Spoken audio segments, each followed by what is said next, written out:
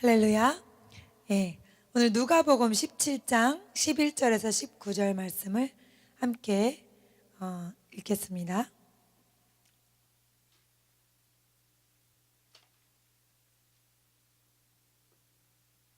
누가복음 17장 11절에서 19절.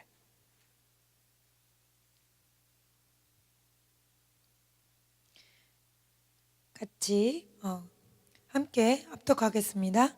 예수께서 예루살렘으로 가실 때에 사마리아와 갈릴리 사이로 지나가시다가 한 마을에 들어가시니 나병 환자 10명이 예수를 만나 멀리 서서 소리를 높여 이르되 예수 선생님이여 우리를 불쌍히 여기소서 하거늘 보시고 이르시되 가서 제자장들에게 너희 몸을 보이라 하셨더니 그들이 가다가 깨끗함을 받은지라.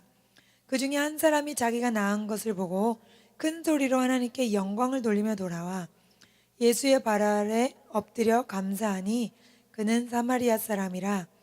예수께서 대답하여 이르시되 10사람이 다 깨끗함을 받지 아니하였느냐? 그 9은 어디 있느냐? 이 이방인 외에는 하나님께 영광을 돌리러 돌아온 자가 없느냐 하시고 그에게 이르시되 일어나 가라 내 믿음이 너를 구원하였느니라 하시더라. 아멘. 예. 만약에 어떤 사람이 가방을 잃어버렸어요. 근데 그 사람이 그 가방을 누군가가 찾아줬어요. 그러면 어떻게 해야 되죠? 당연히 감사하다 그래야 되죠. 그런데 감사가 아니고 어머 없어졌으면 당연히 찾아줘야지 이렇다면 만약에 너무 황당하겠죠. 너무 황당한 거예요. 그러니까 사람 관계에서도 당연하게 고마워야 되는 거를 고마워하지 않는다면 우리는 되게 당황하게 되거든요. 근데 하나님이 우리에게 베푸신 은혜가 무수하고 그 깊이와 넓이를 측량할 수 없는데 우리 사람들은 하나님께서 베푸신 은혜에 대해서 그게 뭐 고마워? 이런 게 굉장히 많다는 거예요. 우리가 가방 찾아주는 사람 고맙다 안 하면 뭐 이런 황당한 사람 돼서 이럴 텐데 우리는 하나님께 그렇게 할 때가 많다는 거죠. 어떤 것들이 그런 것들이 있는지 알아볼게요. 사람 간의 관계에서도 감사와 고마움을 표현하면 어때요? 관계가 좋아지겠죠. 근데 하나님께 대한 감사를 잘 표현한다면 더 우리에게 큰 축복과 영광이 있을 거예요. 그렇죠? 그래서 오늘 어떤 사람이 감사할 수 있는가라는 제목으로 함께 말씀을 나눠보겠습니다. 어떤 사람이 감사할 수 있는가? 첫 번째로는 오늘 읽은 말씀을 가지고 나눠볼 건데요. 겸손한 사람이 감사할 수가 있어요. 겸손한 사람. 오늘 10명을 고쳐주셨는데 1명만 감사를 했죠. 잘 아시는 이야기예요. 그런데 여기에 16절에 보면은요, 성경은 지금 중요한 얘기만 모아놓은 거거든요. 왜냐하면 주님이 하신 모든 일을 다 기록하면은 책으로 다 기록할 수 없을 수준이라 그랬으니까 꼭 필요한 얘기만 하신 거예요.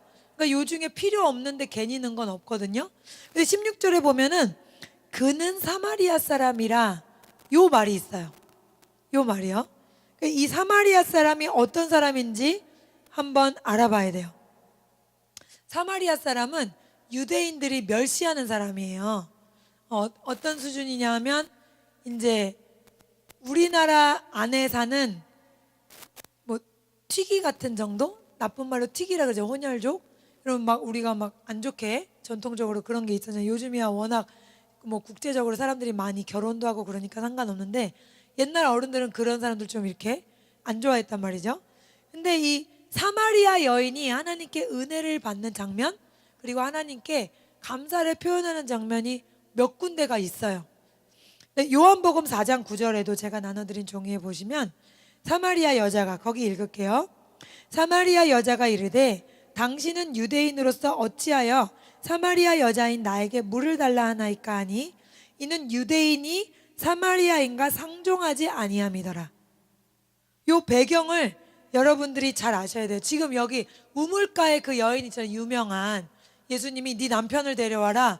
전 남편이 없습니다. 네 말이 맞다. 넌 5번째 남편도 남편이 아니고 지금 6번째랑 살고 있다. 이렇게 알아맞추셔서 전도했잖아요. 그 여인을. 그 마을 사람들 다 전도했는데 근데 이 사람도 사마리아 여인이었다는 거예요. 사마리아 여인의 이 뭔가 중요한 내용이 있으니까 여기 계속 밝히시는 거거든요. 사마리아 여인이 어떤 사람이냐면요, 이제 다윗과 솔로몬 일때는 이스라엘이 한 나라였죠. 그러다가 솔로몬 이후에 두 개로 갈라졌잖아요. 우리나라랑 비슷해요. 우리나라 북한 있고 우리 남한 있는 것처럼 북에는 이스라엘의 10지파가 있고 남에는 유다가 2지파가 있었어요. 그런데 북의 그 여로보암 왕이 남쪽에 있는 다윗이 지은 성전, 거기 가서 사람들이 예배 드리는 거를 금했어요. 그래서 금송아지를 만들고 거기 니네 내려가지 마라. 왜냐면 거기 내려가면은 자기의 통치권이 약해질까봐. 그래서 유다 사람들 보기에는 북에 있는 북이스라엘 사람들은 어떤 사람들이에요? 우상숭배하는 그런 수준 낮은 사람들인 거예요. 그래서 상대가 안 된다는 거죠, 자기들이랑. 그리고 또 뭐가 있었냐면 사마리아는 이스라엘의 수도였는데 결국에는 우상숭배하다가 200여 년 동안 하나님 참으시고 그 다음에 아시리아에게 잡혀가게 하셨거든요. 점령당했거든요. 우리가 일본에 점령당하듯이 점령당했는데 그때 그냥 지배만 한 게 아니라 그 사람들을 여기로 데려오고 이 사람들을 잡아가가지고 아시리아랑 다 섞이게 해놨어요. 그래서 이 사람들은 지금 혼혈족인 거예요. 순수 혈통이 아니라. 그래가지고 이 두 가지 이유로 유대 사람들은 사마리아 사람을 사람으로 안 봐요. 그리고 그 동네는 지나가지도 않아. 그래서 여기에 이렇게 나온 거예요. 어떻게 사마리아 여자인 저한테 물을 달라고 하세요? 이런 배경이 있는 거예요. 그러니까 유대인과 사마리아는 상종을 안 하는 사이였다. 그리고 누가복음 10장에 있는 선한 사마리아인의 비유가 있죠. 거기 10장 33절 34절 같이 읽을게요. 시작. 어떤 사마리아 사람은 여행하는 중 거기 이르러 그를 보고 불쌍히 여겨 가까이 가서 기름과 포도주를 그 상처에 붓고 싸매고 자기 짐승에 태워 주막으로 데리고 가서 돌보아 주니라. 아멘. 이 강도 만난 사람을 첫 번째 제사장, 두 번째 레위인, 그 사람들이 다 그냥 지나가 버렸어요. 그 사람들은 요즘 말로 하면 뭐 목사님, 장로님, 전도사님 이런 분들이야. 그런 종교인들은 다 지나갔는데 사마리아 사람만 내려서 사랑을 베풀었다는 거예요. 그래서 이 사마리아 사람이 얼마나 진정한 하나님의 사람이었는지 그걸 얘기해 주시거든요. 지금 이 돌아와서 예수님께 감사를 표하는 이 한 명이 사마리아 사람이었다는 게 중요해요. 사마리아 사람인 게 왜 중요합니까? 사마리아 사람은 어떻게 나를 사람 취급 안 하는데 날 고쳐주셨지? 감사한 거예요. 그게 너무. 이 사람들은 다 나 무시하는데. 그러니까 이 사람의 마음속에는 뭐가 있는 거예요? 겸손함이 있다는 거예요. 어떻게 날 고쳐주셨지? 너무너무 감사하다. 가서 이야기를 꼭 해야 되겠어. 그럼 이제 맨 뒤에 보면 예수님이 너는 구원받았다 이렇게 말씀하시거든요. 다른 애들은 다 어딨냐. 근데 그 구원은 육만 고쳤다는 게 아니라 생명이 왔다는 거예요. 예수님을 영접함으로 영생을 얻었다는 거거든요. 그러니까 와서 입술로 감사를 고백했을 때 하나님 예수 그리스도께서 영의 복도 주셨거든요. 그러니까 중요한 건 뭐예요? 이 사람이 겸손했기 때문에 감사할 것이 보였다는 거예요. 다시요. 다른 사람들도 다 감사하죠. 똑같이. 근데 그 사람은 감사를 안 했어요. 왜? 그 사람들은 겸손하지가 않아요. 아니 예수님은 하나님의 아들이시고 뭐 능력 행하는 게 어려워? 기적이 뭐 어려운 것도 아닌데 고쳐줬으면 좋으면 됐지 뭘 또 굳이 감사를 해. 이런 생각을 한 거죠. 그러니까 감사할 수 있는 사람은 어떤 사람이다? 겸손한 사람이다. 그러면 우리가 이 말씀을 들을 때 난 사마리아 사람도 아니고 뭐 차별받은 사람도 아닌데 뭐 내가 특별히 감사할 게 있나. 근데 이 사람은 문둥병보다 더 무서운 병이 어떤 병이에요? 문둥병은 육체만 파괴하지만 우리는 죄라는 무서운 병에서 예수 그리스도께서 우리를 건져주셨죠? 그러니까 문둥병보다 더 큰 거에서 우리를 깨끗게 하신 거예요. 할렐루야. 그러면 우리가 얼마나 더 감사해야겠냐는 거예요. 그건 육신만 망하게 하는 병이었지만 우리는 영혼육을 다 죽게 하는 영원한 질병에서 우리를 자유케 하신 거거든요. 그럼 우리가 그것에 대해 감사할 이유는 충분 이상인 거죠. 그렇기 때문에 우리가 그런 은혜를 생각할 때는 우리가 겸손할 수밖에 없는 거야. 어떻게 이 사람의 입장에서 어떤 생각하겠어요? 어떻게 나 같은 사람을 고쳐줬지? 나는 사람 취급도 못 받는데. 우리 입장에서 똑같이 어떻게 나를 용서해 주셨지? 각자 자기 자신을 돌아볼 때 그런 마음이 들어야 되는 게 예수 그리스도가 주신 마음인 것 같아요. 우리가 하나님의 마음이 없이는 항상 남을 보게 되잖아요. 선악과를 먹을 때 눈이 밝아져. 눈이 밝아져서 누굴 보게 돼요? 날 보게 된 게 아니고 남을 보게 됐거든요. 그런데 주님 안에 눈이 밝아지면 우리가 어떻게 되죠? 날 보게 되거든요. 아, 어떻게 나같이 죄가 많은 사람이, 어떻게 내같이 허물이 많은 사람이, 어떻게 나같이 하나님께 감사를 모르는 사람을 이렇게 끝까지 붙들어 주실까 하는, 내 연약함에도 불구하고 나를 사랑하시는 그 사랑이 보이는 그런 겸손한 사람은 감사할 수 있다. 그 감사한 사람에게는 예수 그리스도께서 너 영혼이 구원받았다 한 것처럼 우리에게 영혼 육의 구원이 이룰 수 있다는 거예요. 그래서 우리가 감사하는 마음으로 항상 겸손한 마음으로 하나님께 감사함을 잃지 않으시기를 축복합니다. 우리가 감사하는 게 얼마나 중요하냐면, 우리말 속담에 뭐가 있냐? 물에서 건져주면은 뭐 달라 그런다? 보따리 달라 그런다. 그게 사람의 본성이에요. 물에서 꺼져서 어우 너무 감사합니다 이래야 되는데, 그게 아니고 내 보따리는 어디 있어요? 이렇게 된다는 거죠. 이게 우리 타락한 심성이라는 거예요. 그러니까 우리가 이 타락한 심성 그대로 있으면 하나님께 나와도 은혜를 모르는 거예요. 나를 죄 가운데 건져주신 그게 가장 큰 건데, 그리고 그야말로 병이 든다 하더라도요, 여러분, 병은 이 세상 살 때만 병 드는 거잖아요. 일시적인 거잖아요. 내가 그 병이 있다 하더라도. 그리고 기도하면서 또 나음 받을 수도 있는 거죠. 그것 때문에 모든 감사를 다 잃어버려요? 그게 아닌 거예요. 가장 큰 감사할 이유는 육신에 뭐 병이 있다 하더라도, 문제가 있다 하더라도, 재정의 압박을 받는다 하더라도 가장 큰 감사는 뭐예요? 예수 그리스도께서 나를 죄에서 자유케 하셨다는 그 감사를 놓치지 않는 거예요. 그게 얼마나 어마어마한가, 그것을 깨달아야 한다는 거죠. 그걸 우리가 모르고 있다는 건 무슨 뜻이에요? 벌써 내 마음에 교만함이 가득 차 있다는 거예요. 우리가 보따리 달라는 사람처럼 이것도 당연하고 그것도 당연하고 그것도 다 당연하고 나한테 안 된 것만 보여. 하나님이 나한테 건강 주신 것도 당연하고 가족 주신 것도 당연하고 직장 주신 것도 당연한데 이건 왜 안 해줬지? 이게 벌써 내 마음이 어떤 거예요? 교만한 마음에는 감사의 틈이 없는 거예요. 그러니까 모든 걸 감사할 수 있는 상황이라는 거는 이 세상에서는 별로 있다 없다? 없는 거예요. 없는 건데, 하나님은 우리에게 뭐라 그러셨어요? 너희는 항상 기뻐하라, 범사에 감사하라. 범사는 모든 일이죠. 모든 일에 어떻게 감사하라는 거예요, 저보고? 이럴 수 있어요, 여러분.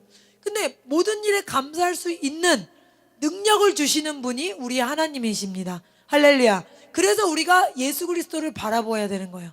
너희는 예수 그리스도를 바라보라. 위의 것을 찾으라 그랬잖아요. 그 땅을 보면은 두려워하고 걱정하고 또 투덜거릴 일밖에 없는 거예요. 그러니까 우리가 어딜 봐야 돼요? 위에를 봐야 돼요. 위에 계신 예수 그리스도, 완전케 하신 예수 그리스도. 우리 육체의 질병, 뭐 건강의 문제, 또 뭐 사업의 문제 여러 가지 있다 하더라도 우리 예수 그리스도 하나로 기뻐할 수 있는 능력을 이미 주신 줄 믿으시기 바랍니다. 할렐루야. 제가 이제 부흥사 목사님들을 사모하다 보니까 그 외국의 부흥사 목사님들 설교를 찾아 듣는데, 그 베니인 목사님이랑 아주 유명한 목사님 계시죠. 치유사역자시고 미국 목사님이신데, 그분이 아주 놀라운 경험을 했대요. 자기가 정말 수많은 환자들을 치료했는데 한 분, 그 어떤 굉장히 나이가 많은, 연세가 많으신 어르신, 그 어르신을 이제 무슨 불치병이 있었대요. 그래가지고 고치러 가서 기도를 했는데 특별히 초청을 받아서 갔대. 그분이 좀 어떤 그 중요한 분인가 봐요. 그래서 초청을 받아서 기도 받으러 갔는데, 기도를 해주러 갔는데 기도를 해줘도 안 낫더라는 거예요. 근데 자기가요, 기도하기 전에 이미 놀랐대요. 그 사람의 얼굴은 불치병을 가진 사람의 얼굴이 아니었대. 어떻게 저런 얼굴을 하지? 아픈데? 자기가 놀랐다는 거야. 그런데 기도했는데 또 안 낫더래. 그래서 목사님은 당황하셨죠. 근데 이제 그 어르신 말씀이, 할머니신데 어르신이, 베니 목사님, 저는 하나님이 고쳐주시든 안 고쳐주시든 상관하지 않아요. 제 육체는 어차피 이 땅에서 쓰고 끝인걸요. 저에게는 예수 그리스도가 주신 놀라운 축복이 있음을 인해서 항상 감사가 있습니다. 그래서 그 얼굴이 정말 천사와 같더라는 거예요. 그래서 자기가 정말 하나님의 영광 가운데 거한다는 게 이거구나, 이거구나, 그거를 자기가 너무나 깨달았다는 거예요. 또 한편 제가 이제 뭐 그 송기철 장로님 치유 집회 갔을 때는 막 엄청 또 앞에 앉으려고 막 그러신단 말이에요. 또 암병 환자 이런 분들이 머리 이렇게 모자까지 쓰시고 항암 치료 때문에 앞에 자리 맡아 놓으시고 막 그렇게 해서 앞다투어서 앉잖아요. 근데 이제 그 장로님, 자꾸 목사님이라 그래. 그 장로님이 치료하시다가 한번 화내신 적 있어요. 뭐라고 화내신 줄 알아요? 치유를 왜 받으려고 그러냐는 거예요. 치유 받아가지고 당신의 육의 문제 하나님이 해결해 줬는데, 당신이 당신의 육신의 즐거움을 위해서 계속 산다면, 잘 먹고 잘 살고 즐거움을 위해 계속 산다면 하나님께 그게 무슨 의미가 있냐는 거예요. 왜 여기 와서 앉아 있냐는 거예요. 자기가 그런 사람 너무 많이 봤다는 거예요. 하나님께 이 나머지 9명처럼 9명이 다수죠. 실제로 다수는 하나님께 감사를 모르는 거예요. 다수의 마음은 뭐로 가득 차 있다? 교만함으로 가득 차 있다. 고쳐주세요, 고쳐주세요 이러다가 고치면은 뭐 쌩하고 가버린다는 거예요. 하나님께서부터 받은 사명, 하나님이 나를 어떠한 생각과 철저한 계획 속에 이 땅 위에 낳게 하셨는지, 이 시대에 낳게 하셨는지, 그런 사명과 하나님의 뜻을 이루는 것, 내가 살아있는 이유, 내가 살아가야 되는 하나님이 주신 철두철미한 미션, 이거는 아무 관심도 없고 감사합니다 그리고 땡하고 가고 다시는 안 온다는 거죠. 그 예배를 사모하고 하나님을 알기를 사모하는 마음은 없다는 거예요. 그러니까 하나님이 당신을 왜 고쳐줘야 되냐고 막 화를 내더라고요. 그때 사람의 수준이 저럴 수가 있구나. 저럴 수가 있구나. 감사는 모르고 그냥 내 육의 문제만 해결해 주는 정도로 하나님을 우리가 믿는 사람들이 9명인 거예요. 전체 비율 중에 1명만 겸손한 마음으로 감사를 하는 거예요. 근데 하나님이 베푸시는 기적을 경험하시려면 이 1명 안에 들어야 돼요. 할렐루야. 1명 안에 드시는 여러분 되시길 축복합니다. 예, 그래서 1명 안에 들어야 됩니다. 소수예요. 예수님 따르는 길은 뭐예요? 넓은 길대로 많은 사람이 가는 길이 아니라 그랬죠. 어떤 길이에요? 좁은 길인 거예요. 좁고 협착해서 사람이 찾는 이가 적음이라 주님이 그러셨죠. 그러니까 많은 사람들은 감사 안 해. 불평해. 이게 뭐예요? 하기 싫어요. 투덜투덜. 왜 이건 안 됐어요? 그럴 때 나도 거기 있으면 큰일 나는 거예요.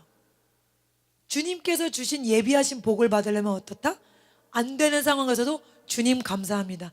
이제껏 나를 살리셨으니 앞으로도 살리실 줄 믿습니다. 할렐루야. 이제껏 내 기도를 응답하신 주님께서 앞으로도 선하게 인도하실 줄 믿습니다. 할렐루야. 이렇게 고백하시는 여러분이 되길 바래요. 왜냐하면 우리가 지정의가 있잖아요. 혼에 지식, 감정, 의지란 말이에요. 여러분이 어떤 사람을 좋아한다고 생각해 보세요. 그러면 지식적으로 그 사람에 대해서 알아야 되죠. 먼저 그 사람은 좋은 사람이라는 지식이 있어야 돼요. 그다음 감정, 그 사람을 생각할 때 어때요? 좋은 생각이 들고 좋은 감정이 떠올라야 돼요. 그렇죠? 만약에 연애를 한다고 생각을 하면, 그 다음에 의지, 그 사람이 좋아하는 것을 내가 행동을 해야 되죠. 예를 들어 남자친구를 사귀었는데 남자친구는 내가 뭐 빨간색 매니큐어 바르는 거 싫어하는데 남자친구랑 계속 사귀고 싶다면서 맨날 빨간색 매니큐어 바르면 그 사람에 대한 존중이 없는 거잖아요. 근데 대부분의 성도들은 첫 번째, 두 번째는 다 있어요. 하나님은 좋으신 분이라는 지식이 있고요. 그 다음에 하나님은 좋으신 분이라는 좋은 감정도 있어요. 그런데 하나님 뜻대로 하는 건 싫은 거예요. 하나님 뜻대로 하는 건 싫고, 하나님이 좋은 분이고 좋은 감정을 갖고 있지만 제가 필요할 때 일해주세요. 이런 성도가 많은 거예요. 이런 성도가 능력이 있습니까? 능력이 없는 거예요. 왜 교회가 많고 성도가 많은데도 세상이 어지럽죠? 능력이 없기 때문이에요. 좁은 길로 가려는 사람은 없고, 나를 예수님께 못 박는 사람도 없고, 그냥 아버지 뜻대로 행하기도 싫고 뭐만 하면 돼? 제가 필요할 때 도와주세요. 그렇게 복비는 수준으로 머물기 때문에 그 이상 깊이를 경험할 수가 없고, 능력이 없는 거예요. 너는 세상의 빛이야. 사명을 주셨잖아요. 빛이 되려면 내가 강력하게 남을 비춰야 되죠. 내가 강력하지가 않은데 뭘 비춰요? 남들 힘들 때 나도 힘들고, 남들 좌절할 때 나도 좌절하고, 그러니까 빛이 없는 거예요. 힘을 발휘하지 못하는 거예요. 어떻게 해야 돼요? 말씀대로 살아야 되고. 주일이 중요한 게 아니에요. 주일은 보통 우리가 대예배라 그러지만 주일이 대예배가 아니에요. 주일은 사실 소예배예요. 너희 몸으로 예배드리라 그랬죠, 주님께서. 너희 몸을 아버지께서 받으시는 제사로 드리라고 그랬죠. 몸을 드린다는 것은 우리 일상생활이 예배여야 된다는 거예요. 일상생활이. 내가 주일날 여기서 11시 땡 찬양 부르고 말씀 듣고 기도 예배 다 드렸다, 와 끝났다, 이게 아니라 거기 나가서 하나님이 내 가정 안에서, 내 직장 안에서 내가 어떻게 사는가, 내가 그리스도를 주인으로 고백하는 삶을 사는가, 말씀에 순복하는 삶을 사는가, 내 남편에게 복종하라, 내 상관에게 복종하라, 불의를 행하지 말아라, 내가 거룩하니 너도 거룩하라, 그 인생을 사느냐는 거죠. 그 인생을 안 살고 주일날 와서 종교의식 한번 한다고 해서 그 성도에게 얼마나 능력이 있겠냐는 거예요. 능력이 없으니까 세상 사람들이 밟고 무시하고 발로 차잖아요. 뭐 개독교라고. 그러니까 아버지께서 얼마나 마음이 속상하시겠어요. 나는 이미 능력을 다 줬는데, 그렇죠? 그거에 순종하지 않아서 우리가 발휘하지 못한다면 아버지께서 한탄하실 일이라 생각합니다. 그래서 여러분, 이 세상에 빛이신 여러분의 존재 가치를 알아야 돼요. 따라하면, 나는 세상에 빛이다, 빛이다, 빛이다. 그리고 여러분 매일 거울을 보고 확인을 하세요. 내가 어떤 중요한 존재인지. 예? 아시겠죠? 그래서 이제 겸손한 사람만 하나님의 은혜를 알 수 있고, 겸손을 항상 잊지 않도록 우리가 기도하고 말씀에 비춰봐야 되는 거예요. 겸손을 잃는 순간 감사는 온당한 데 없다. 안 된 것만 생각한다. 제가 예전에 윤석자 목사님 설교 듣다 은혜 받은 게 뭐냐면, 자기가 암병 환자를 한번 고치신 적이 있죠. 그 암병 환자 많이 고치셨겠죠. 근데 한 번은 암병 환자를 고쳤을 때 병원에서 안 된다 그러는 거를 거의 말기에 가까운 환자를 고쳤는데, 자기가 고친 게 아니죠. 하나님이 고치셨는데, 자기는 그런 그 불치병을 고침받았기 때문에 사실은 하나님께 굉장히 그 헌금을 많이 할 줄 알았대요. 가난한 분이 아니라서 어떤 그거 있잖아요. 뭐 돈 액수보다는 마음이 들어있는 거 있잖아요. 너 재물이 있는 곳에 마음이 있다 그러잖아요. 하나님이. 하나님 왜 우리에게 헌금하게 하세요? 헌금, 돈이 필요한 게 아니거든요. 하나님이. 뭐 헌금 안 하면은 목사 굶어 죽겠어요? 하나님이 먹고 살게 하려면 얼마든지 하실 수 있거든요. 근데 하나님은 그 재물 속에 있는 내 믿음과 사랑을 보시는 거거든요. 내가 정말 귀하고 아까운 걸 드리는 건지, 아니면 그냥 내가 형식적으로 얼마를 드리는 건지, 그걸 보시는 건데, 그래서 이분이 불치병에서 나와서 헌금을 좀 많이 하실 줄 알았다는 거예요. 목사님 입장에서는. 근데 5만 원을 했더래요. 그래가지고 좀 많이 실망했대요. 근데 실망했는데 그걸 이제 하나님께 가지고 올라가서 기도를 했더니 이런 얘기를 하시더라는 거야.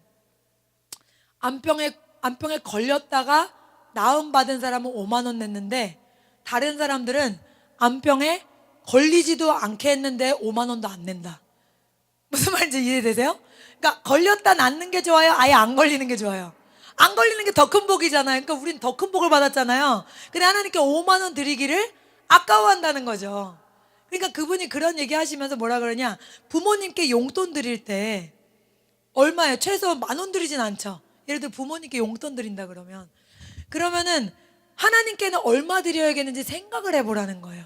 막 너무 편하게 1,000원, 2,000원 드릴 생각하지 말고, 부모님께 예를 들어 내가 용돈을 3만 원을 드린다 그러면 하나님께도 최소 그 정도는 돼야 되지 않나, 감사헌금을 드린다 하면.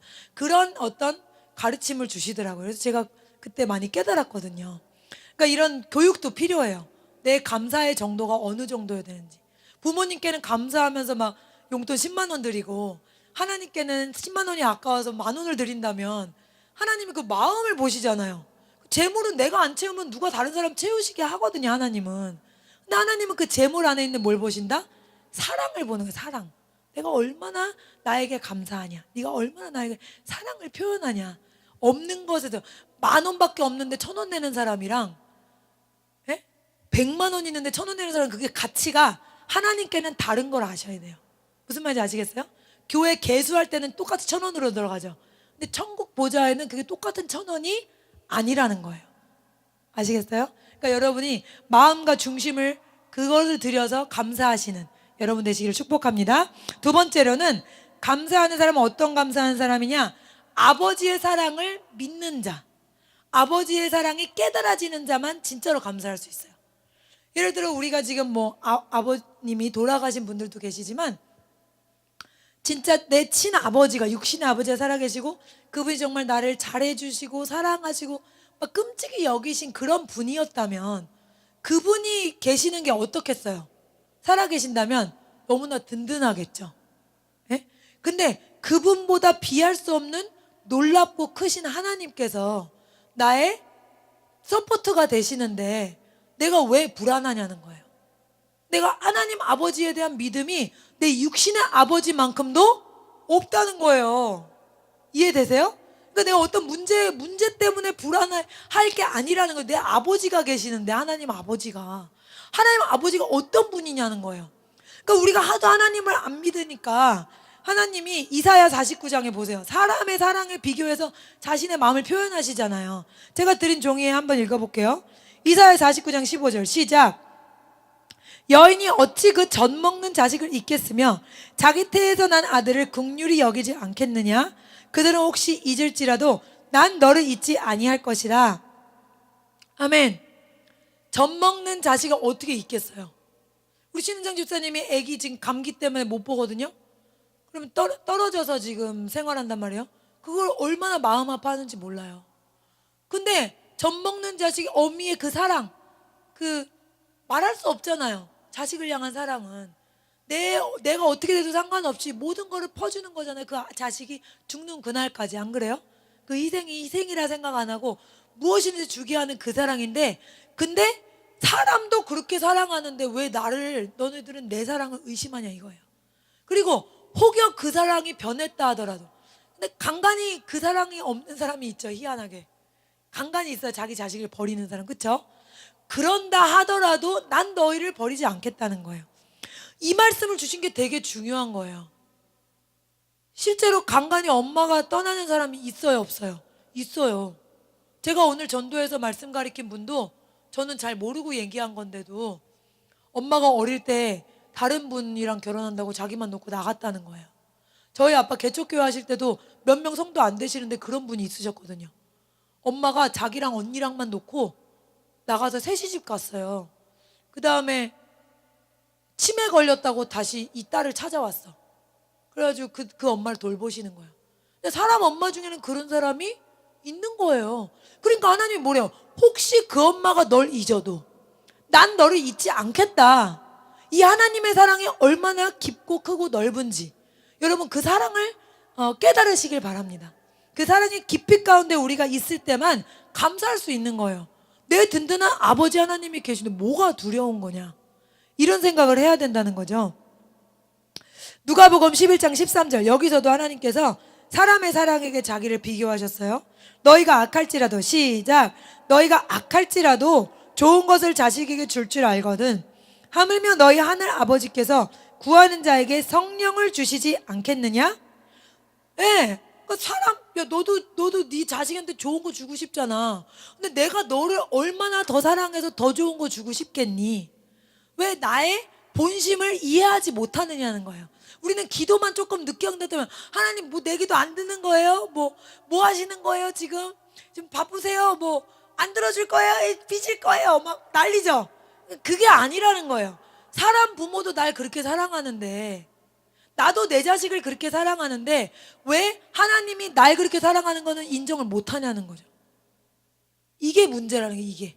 그래서 일단 우리가 하나님의 사랑 가운데 깊이 있게 들어갈 수 있도록 구하셔야 돼요. 하나님 저의 영의 눈을 열어주시고 영의 귀를 열어주셔서 하나님의 사랑의 깊이와 길이와 높이를 깨닫게 하옵소서. 그 사랑 가운데 내가 충만하게 하옵소서. 그래야 여러분이 어떤 불평과 어떤 투정과 어떤 상황 가운데도 여러분이 평강이 있을 수 있는 거예요. 평강. 하나님이 주시는 가장 큰 축복이 뭐예요? 평강. 예수님이 처음 부활하셨을 때 제자들에게 뭐래요? 너희들 평안하냐? 평안을 주시잖아요. 세상이 줄 수 없는 평안이 우리에게 가장 큰 축복 중에 하나잖아요. 그러니까 우리가 하나님이 어떤 아빠가 되시는지 이거에 대해서 깊이 묵상하고 여러분이 그 사랑 가운데 진실로 자유하게 되시기를 축복합니다. 미국의 어떤 아빠가 이제 아들이 맹인인 거예요. 그래가지고 어렸을 때부터 얼마나 그 아들을 위해서 애를 썼겠어요. 그래서 항상 손잡고 데리고 다니고 그리고 막 훈련을 시키는 거예요. 안 보이니까. 집에서 여기서는 이렇게 움직여야 되고 여기서는 이걸 보고 움직여야 되고 매일 훈련을 시키다가 이제 초등학교 고학년쯤 나이가 돼가지고 이제 집 밖으로 이제 나가가지고 그 정원을 한 바퀴 돌아오는 거를 너 혼자 한번 해봐라. 이렇게 아빠가 미션을 줬어요. 근데 이 아이는 한 번도 아빠가 그렇게 한 적이 없어서 너무 무서운 거죠. 그래가지고 그래도 아빠가 넌 할 수 있어 이제 용기를 주시니까 간 거예요.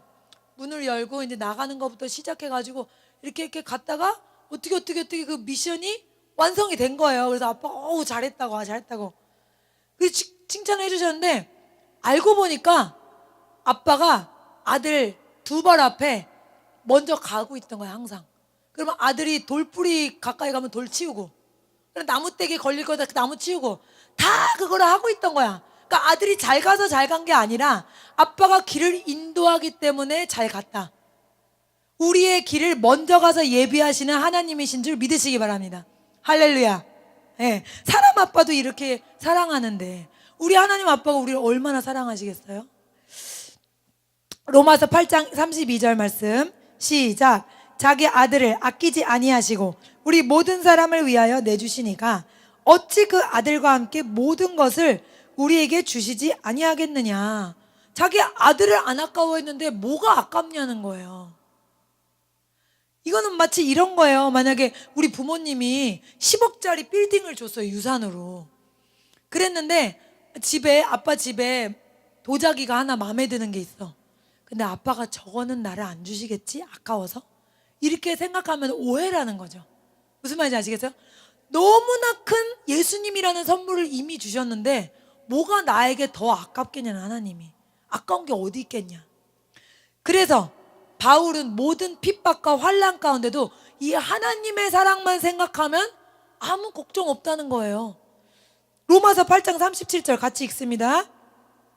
그러나 이 모든 일에 우리를 사랑하시는 이로 말미암아 우리가 넉넉히 이기느니라. 내가 확신하노니 사망이나 생명이나 천사들이나 권세자들이나 현재나 장래일이나 능력이나 높음이나 기쁨이나 다른 어떤 피조물이라도 우리를 우리 주 그리스도 예수 안에 있는 하나님의 사랑에서 끊을 수 없느니라. 아멘. 네, 그 어떤 것도 하나님의 사랑만 생각하면 어떻다? 넉넉히 이긴다. 함께 하겠습니다. 하나님의 사랑만 생각하면 모든 것을 넉넉히 이긴다. 할렐루야. 항상 기억하시기 바랍니다. 마지막으로 어떤 사람이 감사할 수 있냐? 성령의 충만함을 받은 사람만 감사할 수 있어요. 그런데 이 성령의 충만함은요, 한꺼번에 받고 끝나는 게 아니라, 기도원 한 번 가서 막 뜨겁게 기도했다고 끝나는 게 아니라 매일과 같이 공급받는 힘이어야 되는 거예요. 그래서 여러분이 새벽 기도가 중요한 거고 매일 드리는 예배가 중요한 거거든요. 그러니까 만나를 내리실 때 하나님이 굳이 매일 거두게 하신 이유가 있다 그랬죠. 다음날 것까지 거두면 어떻게 됐다? 반드시 벌레가 나서 버리게 된다는 거예요. 그러니까 오늘 살 힘은 오늘 받는 거예요. 매일 아침 일어나서 아버지 오늘 이 마귀가 왕인 이 세상, 이 원수 같은 세상 안 그래요? 무시무시하고 무시무시한 일 가득하잖아요. 어떻게 내 힘으로 살겠어요? 어떻게 여기서 감사하겠어요? 하나님 살 수 있는 능력을 주옵소서. 그렇게 기도하셔야 오늘 성령 충만한 거예요. 그럼 오늘 성령 충만했으니까 내일은 성령 충만하지 않아도 되냐? 그게 아닌 거예요. 오늘 성령 충만해서 오늘로 끝인 거예요. 그럼 내일은 내일대로 또 주여 오늘 살 힘을 주옵소서. 그렇게 매일 구하셔야 되는 거예요. 할렐루야. 왕도는 없는 거예요. 성령 충만에. 옛날에 영어 문법책이 유명한 책 첫 번째 페이지에 뭐라고 써 있는 줄 아세요? 공부엔 왕도가 없다. 열심히 해라 이거죠. 책이 좋다고 된다는 게 아니라는 거예요. 그러니까 성령 충만도 마찬가지예요. 하나님께 매일과 같이 나와서 내 기름 그릇을 채워야지 한꺼번에 막 이렇게 하고 그 다음에 내일은 없고 모레도 쉬고 일주일 푹 쉬었다가 주일이나 가지 뭐 그래가지고는 능력이 없다는 거예요. 매일과 같이 하나님 앞에 나가시는 여러분 되시기를 축복합니다. 그러니까 하나님이 요구하시는 감사는요, 그러니까 고마워서 고마워하는 거 이거는 세상 사람도 다 해요. 뭐 연필 주워주면 고마워, 이거 누구나 하죠. 하나님이 요구하시는 감사가 이 수준이 아니에요. 어떤 수준이에요? 지금 감사가 나올 수가 없는 상황, 거기에서 감사하라는 거예요. 그러니까 이 감사는 누구밖에 못해요? 성령의 충만함 받은 자. 약간 웃기게 표현하면 성령에 홀린 자. 홀리지 않고서는 감사할 수가 없다는 거죠. 그러니까 하박국 선지자가 뭐라고 해서 유명한 요절 했잖아요. 무화과 나무 잎이 마르고 포도 열매가 없으며 제가 되게 좋아하는 찬양인데, 그러니까 정리하면은 무화과 나무 없어요? 사업이 망했다는 거죠. 그 다음에 포도나무 이것도 잘 안 됐어. 그 다음에 감람나무 소출이 없어. 그러니까 수입이 없다는 거예요. 그 다음에 밭에도 먹을 게 또 없고, 야, 식량이 다 떨어졌어. 그 다음에 양도 없어. 외양간에 송아지도 도망갔어. 없어. 아무것도 없어. 그러니까 육신의 필요를 채워줄 수 있는 건 아무것도 없는데 이분은 어때요? 여호와로 말미암아 즐거워한다는 거예요. 이게 진짜 하나님이 주시는 감사예요. 할렐루야. 여러분 지금 어떤 종류의 결핍이 있다면 인생에 이런 감사를 경험할 수 있는 절호의 기회예요. 따라하면 고난은 하나님이 주시는 능력을 경험할 수 있는 절호의 기회다. 편안할 때는 이게 안 돼요. 편할 때는 내가 뭐 있으니까 감사하고 건강하니까 감사하고 편한 배 따주니까 감사하죠. 그 감사는 하나님께 영광을 드리는 감사가 아니라니까요. 그 감사는 세상 사람도 다 해요. 그 감사를 원하시는 게 아니라 안 되고 없고 망했는데 여호와 하나님을 인하여 감사하는 것. 이 감사가 하나님의 마음을 움직이는 감사고 하늘 문이 열리는 감사인 것을 기억하시기 바랍니다. 할렐루야. 그래서 여러분, 육신의 문제는 여러분이 하나님의 기적을 경험할 수 있는 절호의 기회다. 이걸 기억하셔요. 육신이 안 돼야 우리가 간절한 기도가 나오죠. 육신이 다 돼 보세요. 기도가 나와요? 안 나오는 거예요. 그래서 신명기 8장 2절에 뭐라 그랬어요? 저 위에 우리 써 있잖아요. 너희를 먹을 게 없고 너희 육신을 낮춘 것은 하나님께서 만나로 살게 하려 하심이라. 이제 사람이 육으로 사는 게 아니라 뭘로 산다? 사람답게 진짜 살려면 말씀으로 살아야 되는 게 하나님이 원래 창조하는 하나님의 목적이에요. 먹을 것만 잘 먹고 내가 사회적 위치만 높아진다, 그게 사람이 아니라는 거 하나님 보시기에는. 하나님 보기에 진짜 사람은 누구다?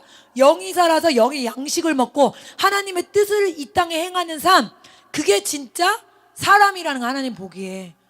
그러니까 육신이 낮춰져야만 우리는 간절한 기도가 나오거든요. 그러니까 여러분이 지금 육신이 낮춰질 만한 상황이 있다, 그건 너무너무 절호의 기회인 거예요. 기적을 경험할 수 있는. 할렐루야. 하나님께 감사하시기 바랍니다. 그래서 그럼 어떤 걸 감사해야 되는지 간단히 나누고 마치게요. 그럼 어떤 거 감사해야 됩니까? 시편 136편에 보면은 지난주에 우리 목사님이 감사 특강할 때 나누신 부분인데, 여호와께 감사하라 그는 선하시며 그 인자하심이 영원함이로다. 신들 중에서 뛰어난 하나님께 감사하라 그 인자하심이 영원함이로다. 주들 중에 뛰어난 주께 감사하라 그 인자하심이 영원함이로다. 너무 많은데 너무 좋아요. 여러분 집에 가서 꼭 읽어보세요. 136편 전체가 감사하라 그 인자하심이 영원함이로다 이렇게 돼 있어요. 그런데 이 감사한 내용을 보면요, 뭐예요? 하나님이 어떤 분인지를 그냥 설명하고 있어요. 하나님은 어떤 분이에요? 신들 중에 가장 뛰어난 분, 주들 중에 가장 뛰어난 주, 홀로 큰 일을 행하시는 하나님, 땅을 물 위에 펴신 분, 지혜로 하늘을 지으신 분, 하나님 자체를 표현하면서 감사하라는 거예요. 매일 기도하실 때. 아시겠습니까? 창조주 하나님 주님을 찬양합니다. 나의 형질을 지으신 하나님 찬양합니다. 날 모태에서 지으신 하나님 찬양합니다. 나의 모든 기도를 응답하신 주님 찬양합니다. 하나님의 어떠하심 자체를 찬양하라고요. 그게 하나님이 기뻐하시는 기도예요. 그래서 하나님이 어떠하심을 감사하는 그 감사, 그것이 너무나 중요하다. 하나님은 선하시고 인자하시며 노하기를 더디하시고, 성경 말씀에 하나님이 어떤 분이라고 나와 있는지 그것을 여러분 묵상하면서 그것으로 매일매일 기도 시간에 감사하셔야 돼요. 두 번째 감사는 주님이 행하신 일을 감사해야 돼요. 우리가 기도 제목 할 때는 막 엄청 세세하고 구구절절 말이 많죠. 근데 이루어지면 어때요? 쌩하고 아무 말도 없어 하나님께. 그러면 안 되는 거예요. 어떻게 해야 돼요? 감사한 것도 구구절절 세세하게 기억할수록 좋아요. 136편 11절 이하에 보면 어떻게 돼 있냐면, 이스라엘을 그들 중에 인도하여 내시니 이에게 감사하라. 강한 손과 펴신 팔로 인도하여 내시니, 홍해를 가르시니, 이스라엘을 그 가운데 통과하게 하시니, 하나님의 하신 일을 세세하게 나열하고 있어요. 우리도 이게 필요하다는 거예요. 그래서 저도 기도할 때 우리 아빠를 중환자실에서 꺼내신 하나님 찬양합니다. 그 코에 호수를 빼고 밥을 먹게 하신 하나님 찬양합니다. 대소변을 가리게 하신 하나님 찬양합니다. 매일 이 기도를 해요. 그걸 쭉 해요. 그것만, 다른 기도 제목들도 이루어진 것들 생각나는 대로 다 하면, 저를 이렇게 좋은 집에 살게 하시는 내 기도가 응답된 거잖아요. 제가 이렇게 목사 사모가 되게 하시니 감사합니다. 이런 하나님이 이미 이루어 주신 것들을 어떻게 해야 된다? 감사해야 된다는 거예요. 감사를 많이 하면 여러분은 간구 기도를 많이 해야 될 것 같잖아요. 물론 간구 기도도 하나님이 하라 그러셨으니까 해야 되지만, 감사를 많이 하는 사람은 수준이 달라지는 거예요. 하나님과 교통하는 수준이 달라집니다. 할렐루야. 꼭 여러분 기억하시고, 하나님의 어떠하심, 그리고 하나님이 내 삶에 행하신 일을 계속해서 생각나는 대로 감사하시는, 매일 기도 가운데 감사하시는 여러분 되시기를 축복합니다. 그리고 마지막으로 범사에 감사하라 그랬죠? 감사할 수 없는 상황에도 항상 감사하셔야 합니다. 말씀을 정리합니다. 감사한 사람은 어떤 사람? 은혜를 아는 겸손한 사람. 내가 감사가 없다, 하나님이 감사할 일을 안 해주시는 게 아니라 내 마음이 교만하다는 걸 깨달아야 된다. 하나님 감사가 얼마나 많습니까? 이 전기불과 태양 비교가 돼요? 태양은 쐬고만 있어도 비타민이 형성되죠. 우울증도 없어지죠. 그리고 뭐 계속 연료를 공급할 필요도 없잖아요. 이건 어때? 우리가 돈 내고 틀죠? 근데 이거는 하나님이 만약에 너 햇빛 10분 받을 때마다 500원씩 내, 너 비 맞을 때마다 500원씩 내 이랬으면요, 거부가 돼요. 하나님 그렇게 쪼잔한 분이에요? 그렇게 그 모든 걸 주시는 건 우리 고마운 걸 안다 모른다? 몰라요. 아무 관심이 없어. 다 당연해. 지금 갖고 있는 건 다 당연하고 없는 것만 빨리 내놓으라는 거죠. 그러니까 우리가 감사가 없다는 건 내 마음이 교만하다는 걸 깨닫고 회개하는 여러분 되시기를 축복합니다. 두 번째로 뭐였죠?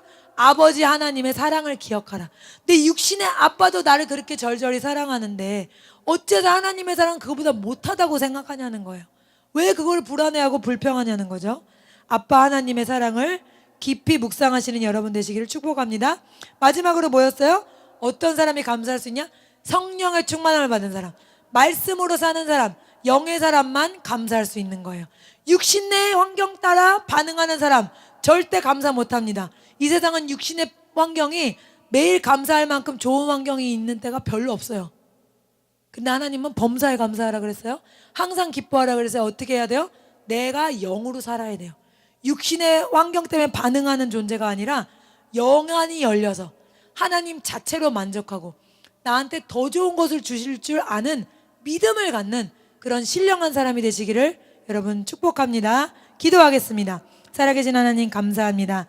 오늘 말씀을 통해서 어떤 사람이 감사할 수 있는지에 대해 배웠습니다. 겸손한 사람, 또 아버지의 사랑을 깊이 깨달은 사람, 그리고 성령에 충만한 사람, 말씀으로 사는 영의 사람만이 감사를 안다고 배웠습니다. 하나님, 주님, 저희들이 교만한 마음 품지 않고 아버지의 사랑을 깨닫고 날마다 하나님 주신 말씀과 기도로 충만하여 아버지께서 베푸신 그 많은 은혜와 그 사랑의 길이와 깊이를 깨닫는 저희들이 되기 원합니다. 그리하여 저희가 항상 기뻐하고 즐거워하는 천국의 삶을 주시려는 아버지의 뜻대로 우리의 심령의 천국과 자유를 누리는 우리의 삶이 되도록 주님 역사하여 주시옵소서. 예수님의 이름으로 축복하고 기도했습니다. 아멘.